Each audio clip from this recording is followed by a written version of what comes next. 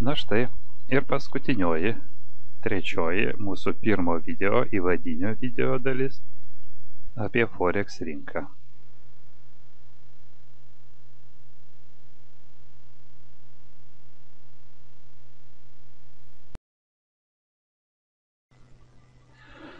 Na ir šio filmuko pabaigai dar keletas terminų, jie angliški, kadangi Forexas buvo sugalvotas Amerikoje, nors čia nėra Forexo terminai, tai yra aplamai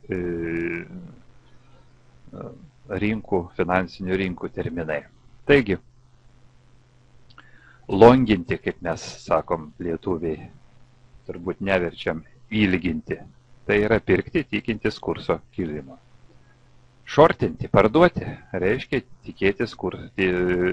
parduoti tikintis kurso kritimų. Ir va čia yra dvi kainos, bid ir ask, kurios tarp tų dviejų kainų susidaro spredas, kuri tą skirtumą, tą spredą pasiima brokeris savo. Tai yra brokeris kaip tarpininkas visada perka pigiau, o parduoda truputėlį brangiau negu kad, kaip čia pasakyti, perka pigiau, parduoda brangiau, ta prasme pasiima savo tą, reiškia, tarpininkavimo mokestį, ne, spredą. Tai vad, bid yra kaina, už kurią brokeris iš mūsų perka valiutą, o mes ją parduodam, o ask yra kaina, už kurią brokeris mums parduoda valiutą. Aišku, kad jeigu mes nusiperkam pas brokerį valiutą ir jeigu kursas nepasikeičia absoliučiai nei kiek ir mes norim vėl jam atgal parduoti, tai mes būsim minuse užtat, kad tiek tokio dydžio, koks yra spredas. Reiškia, kada mes atidarom poziciją, mes iš karto būnam minuse spredo dydžių. Jeigu tai yra 2 pipsai, reiškia, mes esam $2, $20, gal ir $200 minuse. Vos tik paspaudžiam pelės klavišiuką pirkti arba parduoti. Toliau naudojama du gyvūnai apibūdinti rinkos situacijai.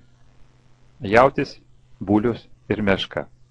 Sakoma, kad situacija yra bulinė, jaučio situacija, kai kursas kyla, ir meškos situacija, kai kursas krenta. Svertas angliškai vadinama leverage, apie svertą aš jau papasakojau. Ir dar yra vienas labai svarbus terminas, kuris lietuviškai verčiamas kaip marža dažnai. Aš tiesa nesuskaitęs nei vienos, prisipažįstu, Forex knygos lietuviškai, viską mokiausi angliškai.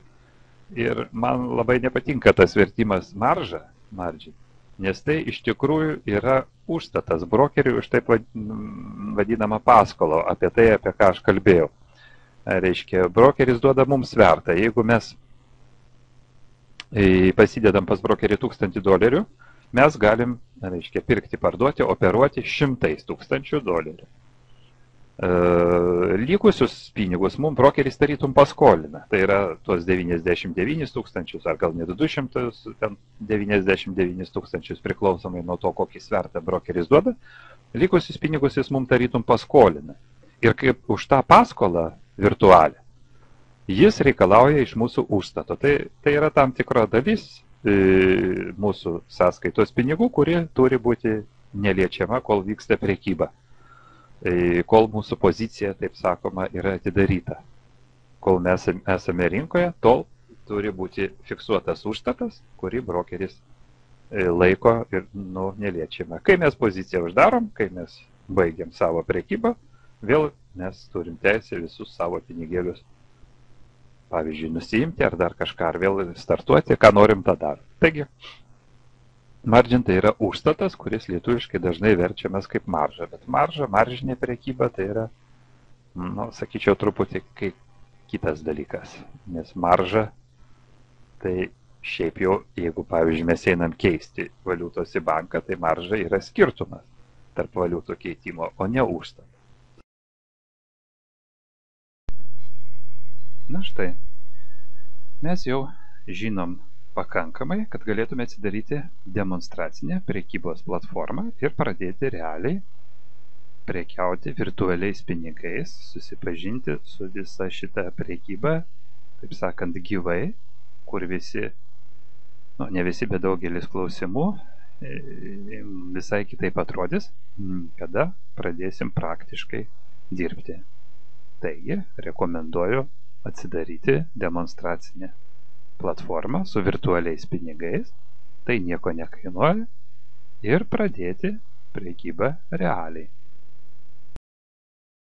Populiariausia ir todėl tinkamiausia pradedančiajam platforma yra MetaTraderis MT4, kurį galite atsisiųsti čia paspaudę šiame mūsų puslapyje atitinkamą nuorodą iš EasyForex brokerio.